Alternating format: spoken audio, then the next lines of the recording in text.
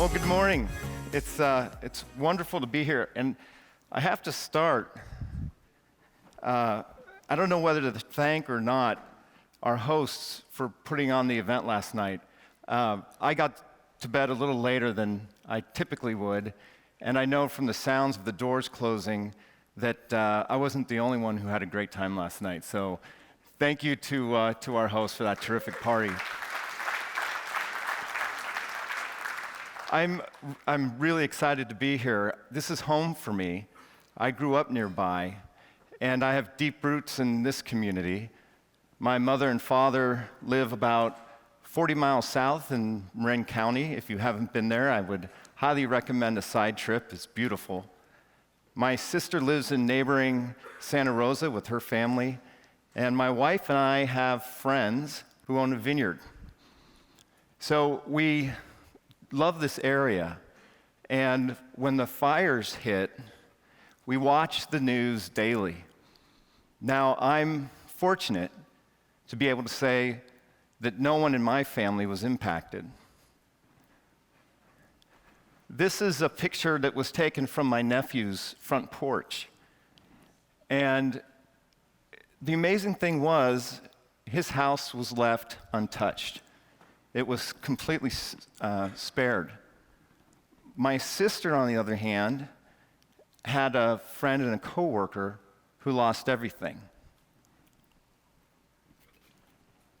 And when you see these pictures and you see the images of the disaster and the mudslides in Santa Barbara, you can't help but react with empathy. It's one of our greatest emotions. When we see someone at that moment of need, when they're their most vulnerable, we reach out, we're motivated by empathy, and we try to make a difference. And when we connect, that's when we can move mountains. It's inspiring. It's when we're at our best. What about work?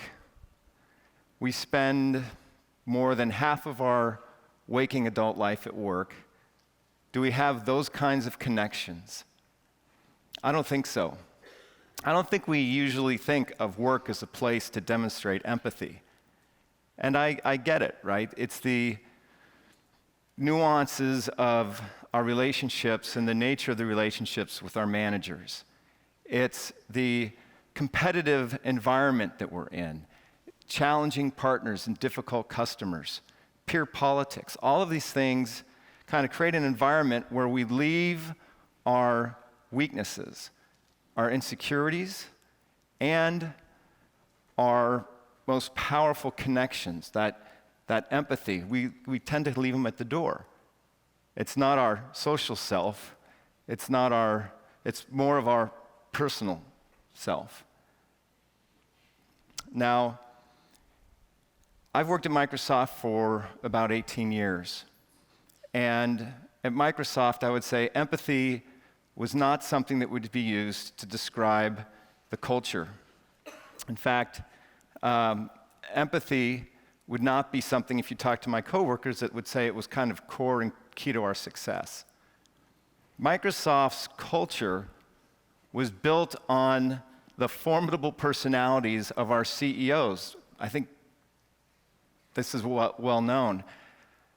Steve Ballmer and Bill Gates, I love this picture, Steve. They led the company from its founding until fairly recently. And this picture of Steve really captures it. I love Steve. His energy and enthusiasm, his drive and commitment, his love for technology, his win never stopped. I could see him on the stage, right? He would just get going and going and going, and that was kind of the culture of the company. It was ultra competitive. And when we hired people and we reviewed people, we just hardened that. We hardened that kind of core culture. Because what we did is, you may have heard of these reviews that we had, our rewards model. It was brutal. We would a manager would stack rank employees, and then based on their judgment of where they performed relative to their peers would determine their rewards and their stock. And the bottom X percent, nothing. And so you can imagine the internal competitiveness that this created. And then we put it into our hiring practices. We looked for people who were the smartest, we considered the brightest, the most competitive, hardworking, driven, and we surrounded ourselves with people that followed kind of the same culture and that same mentality. If we were to hire an athlete, we would hire Muhammad Ali, right? I am the greatest. Float like a butterfly, sting like a bee. I had this picture in my locker when I was in high school and when I was a kid. And I took it with me from my, I would say probably, I think 5th grade, all the way through high school. I wanted to be like Muhammad Ali. All of those characteristics that he showed. He was a winner. He was a champion. He has swagger, bravado, confidence. He was the best, and people idolized him. Now, you'll understand why when you see this next picture. This was not a kid who had the same kind of confidence, God-given talents. I love this picture. My mom and I laugh. Like, this is the one on the bottom with the briefcase. This was, I was on the ferry with my father going into the city on Take Your Kid to Work Day, and I've got the briefcase. I think it had a pencil and a notepad in it. But I was ready to go. And it's funny because, you know, I wanted to be like Ali. And as an adult, I wanted to work at Microsoft. I wanted to work for the best. They kind of matched my aspirations. I believed in the company, and when I got hired, to my surprise, by Microsoft, I strove to develop and to exercise all of those strong characteristics. But Microsoft would learn over the time preceding my hiring that operating from a position of power and strength only creates issues, right? When you operate solely from this position of dominance, you stop listening. Arrogance. You begin to feel like you're invulnerable. And when you stop listening to customers and you put all of your energy and effort into defending the things that got you to the top, you begin to lose. I think you probably remember this time. It was a difficult time for the company. We were losing share. People, influencers, our customers were telling us we needed to change, and we simply couldn't change. We didn't know how. At this point in time in my career, I was running a search sales organization worldwide of about 450 people. I was loving it. I was tired. It was exhausting, but I loved it. And I certainly did not want to change. But, you know, sometimes we don't have a choice. Change is forced. I went into my doctor's office for a standard checkup. And he said, "Hey, how's the shoulder doing?" And I had been complaining about my shoulder for a while. My wife said that I'd windmill it all the time to kind of get the stiffness out. And I didn't think much of it. I thought it was football when I was a youth or bad sleeping habits as an adult. And so, but this time something was a little different. And I told him, I said, you know, it's doing fine, same as always. But my hand is a little bit uncoordinated, and I can't type as fast as I used to. And he looked at me and he said, let's go see a neurologist friend of mine upstairs. And so we walked up, and I had a short consultation with the neurologist, and I'm not worried at all. I'm thinking, oh, it's a pinched nerve. Like, of course. And so he says, okay, walk down the hall. And I walk down the hall 10 steps. And he says, okay, come on back. And I come back. And he says, now, I want you to do this exercise. Take your thumb and your finger and touch each one of these. And so I went ahead and did that. And he says, okay, come into my office. And I thought, I passed. And I sat down, and he looked at me and he said, I'm sorry to tell you, you have Parkinson's. And I was stunned. And I sat there, and I knew what Parkinson's looked like. My childhood hero had Parkinson's, but I didn't really know what it was. And all I can remember, because of the shock, was it's progressive neurological disorder, 5 stages, tremors, rigidity, stiffness, slowness of movement, on and on and on and on. And there's no way to slow it, and there is no cure.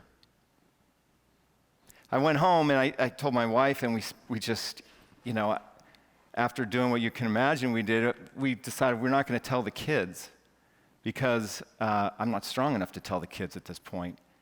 And so we won't tell anyone. But I called some Parkinson's advocates, and I said, what should I do about work? Should I tell them at work? And I'll never forget what they said.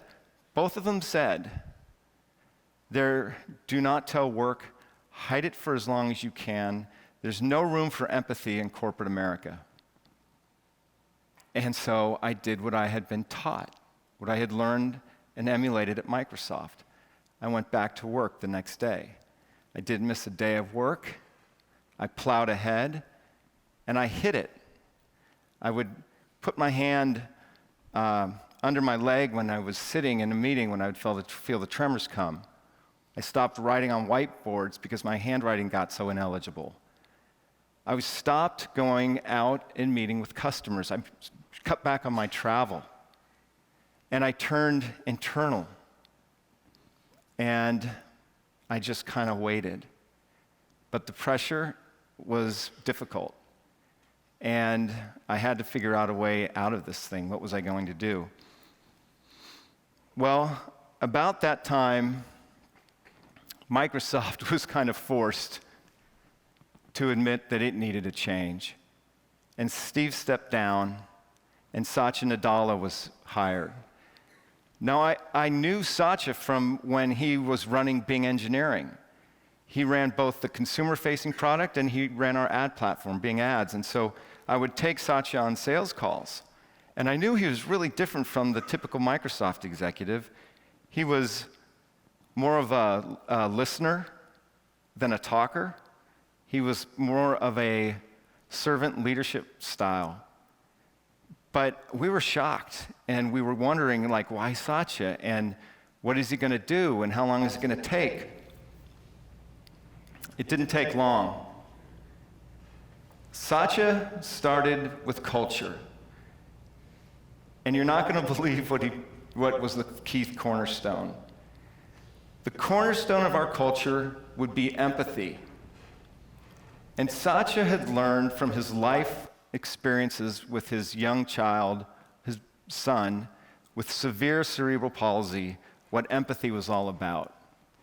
And it drove his passion, his belief that technology could improve his son's life and the lives of others who have disabilities.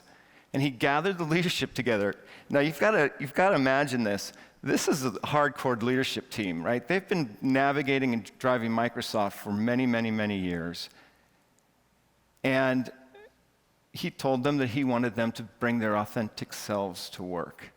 He wanted them to create space. We needed to make change and to drive huge changes in strategy. And the only way the organization would be successful is if we allowed them to bring their whole self to work, to find their passion. And it would start with empathy. And they came out, and the first thing they did is they changed the company's mission. It was forever under Bill, a computer on every desktop. And it became enabling people and organizations around the world to achieve more, to do more, and to reach their full potential. It was beautiful. And this new mission was announced to the public and to our employees. What is technology? What can it do? When I lost my eyesight, I thought that my painting days were over. How far can we go? By using your hands, you can actually control your X-ray. Technology has the power to unite us. Hang on, honey. Hang on. There he is. You see him? I can see him. It inspires us. Technology has taken us places we've only dreamed. Now I can do whatever I want. It gives hope to the hopeless. So your device is on. Can you hear me talking? And it has given voice to the voiceless.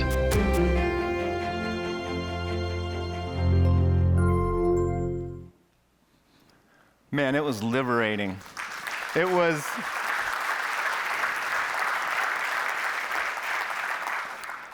The employees reacted like, well, you can imagine. But the leadership team went even further. They said, use Microsoft to advance your personal passions. Use the power of the company. Use it to advance your own personal passions. And one of the ways that we do that every year is the hackathon. A hackathon is a one-week event, and thousands of people come together, employees from around the world, and they work on building solutions. Solutions for loved ones, for partners, for the company. And the great thing about the hackathon is that the solutions are judged. And the winners are funded by the company further to drive commercial deployment of those solutions. You saw a little bit previously in that video, the first winner of the hackathon, Steve Gleason. I want you to meet the team that built the product that will be released in the next version of Windows, enabling people around the world. What power do you have to change lives? To confront a problem and say, I can make a difference? ALS is a terminal disease that causes muscles to atrophy and die. ALS is an awful disease. It digresses over 2 to 5 years from onset to potential death. That means we're fighting against the clock. With ALS, you become locked in. But with technology, we can find ways to unlock what has been taken away.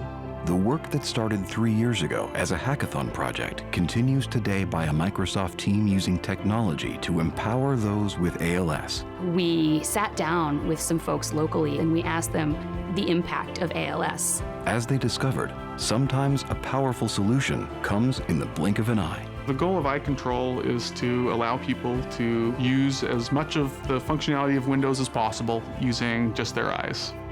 You could type by just glancing at the characters instead of dwelling on each one. You could compose a word instead of doing character by character. But turning that idea into life-changing technology was a constant battle against time. So as your function decreases, your world retracts. This is the only link, really, to the outside world. It's not like somebody's going to die if you don't do your work today. But in our case, it's literally like that. So you're always racing against somebody else's progression of disease. Today, 3 years later, the next stage of eye tracking technology is ready to reach Windows customers worldwide. The Eye Control project has helped me see how I can have an impact on people's lives. To have these people coming into our lives with the sole purpose of making the world better for us, I mean, is a gift beyond price. Microsoft eye tracking technology can make a meaningful difference in people's lives across the globe. And we're just getting started. It's fantastic work. I'm very proud of it. And I watched the company go through this change. And I thought, maybe it's time for me to change the way that I think about my situation and my disease. What would happen? And so I decided to tell my boss. I told my kids first, my family, and then I went in. My heart was pounding. I knew my boss, but he was new. I had worked alongside him for a long time. He was CFO of our division. He, in a sense, was kind of like a dotted line boss. He funded my organization and set the targets. Prior to that, he was the CFO of Windows. And I knew him professionally, but I didn't know him personally. And I was thinking, how is he going to respond? Where is this going to take me? And all of the fear and doubt was creeping in. And I went into his office for a regular one-on-one. And he was really busy, which is, he usually is very good about the one-on-one. He has the computer put aside and he's focused. But he was intense on something. And he was pounding away on the keyboard, and I said, hey, Rick, do you still want to have the one-on-one? I can come back. I'm finding an easy out. I'm trying to back out at this point. And he said, no, come on in. And he kept working, and I said, Rick, I think I need your full attention on this one. I said, once I share it with you, there's no walking back. And he put his computer to the side, and I just blurted it out. I took a seat and I said, Rick, I have Parkinson's. Well, for risk of getting choked up, because I'll never forget it, he just reached out. And, I wasn't sure what he wanted, but he took my arm in his, and he just sat there. And then he said, whatever you want to do, Matt, we're all with you. And I was like, oh my God. Well, it was like this giant 1,000-pound stone was lifted off my back. And I told the organization in a worldwide conference call. And what happened next was amazing. It really showed me the power of empathy, that human connection, reaching out, and how it makes you feel, both to give it and to receive it. They talked about it being a gift when you receive empathy. It's just as much a gift to give it. And I had teams and organizations around the world that just started reacting. I didn't do anything. They began to do fundraising. And I would get letters from organizations in Dublin or Singapore or Sydney, New York, where they'd say, hey, your team just did a marathon, a fundraiser, and raised a bunch of money. And they're still doing it. This is years ago. They're still doing it today. And I'm not involved. They don't tell me. They're just doing it, but I know they're doing it. And it's incredibly meaningful to me. I had an engineer. This guy runs our development center in China. He is one of the best. I didn't know him. He didn't know me. But he's this amazing computer scientist. And I didn't even know who he was when he sent through the mail. I looked up in the address book and I went, oh my God, he runs China development. And he sent me an email and he said, I was moved by your story. Can I do anything? And I said, I don't know. And I reached out to Michael J. Fox and I talked to their IT guy and I said, hey, do you guys need anything? And he said, well, what do you mean? And I said, well, I don't know. If you had a wish list for your IT infrastructure, what would it be? And he said, oh, God, and he just started listing this. And I said, wait, I want to connect you to this guy in China. Well, they're still working together. The most amazing thing, however, about all of it was by opening up and giving it an opportunity for others to give me help, I'm doing so much better. I'm able to manage my symptoms. I was connected with specialists. The Parkinson's community is vast. They gave me, how to manage the disease better and how to do the proper exercise and what does the right diet look like. And I got together with a specialist, and it's going, frankly, great. because I was willing to open up and allow others to help. I work at this great company, and I think about it often. I'm never, ever surprised any longer to see how a human's reaction to someone in need, to someone who's vulnerable, how they will bring their talents, their passions, their capabilities to make things better. And I think, wouldn't it be amazing if that little kid in glasses, decades later, went to work for a company who enabled the solutions for a scientist somewhere to develop a cure? That would be cool. Or what if a Microsoft engineer created a product or a solution that ultimately helped me manage my symptoms better? I think it's probably pretty likely.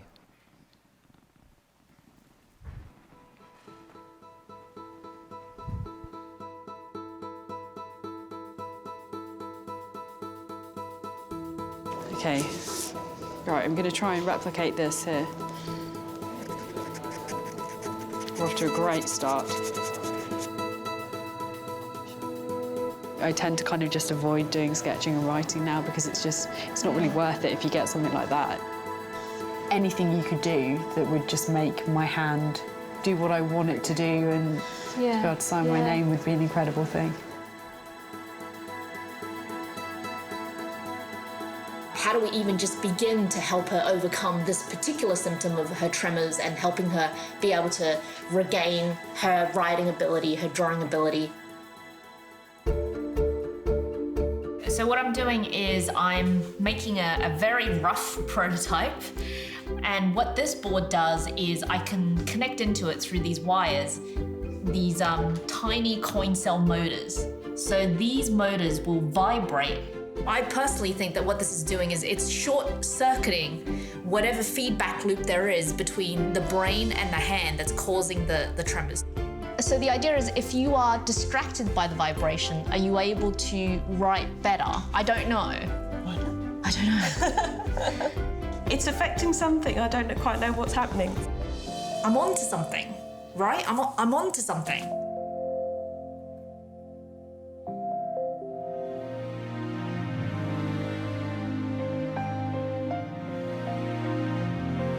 Woo! Woo! Jesus Christ.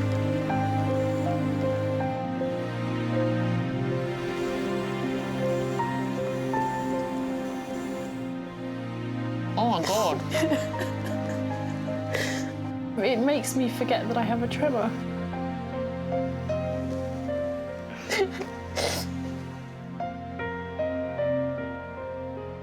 I haven't drawn one of them for a long time. I've actually just written my name for like the first time in ages.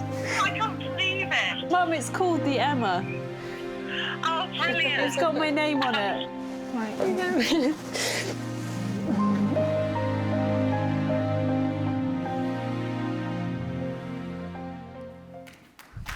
Yeah.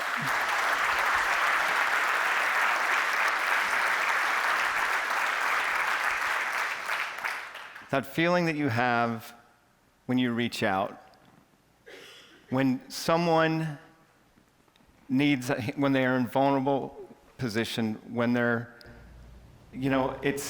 I mentioned it at the beginning, it's the most authentic self that we can be. It's that connection that is so meaningful. Bring it into work. You hear too much. And I challenge you, it's risky and it's scary, but you don't have to always be operating from a position of strength. We are never just weak and just strong. We are always both. And when we're comfortable with that, it is really our most authentic self. Thank you.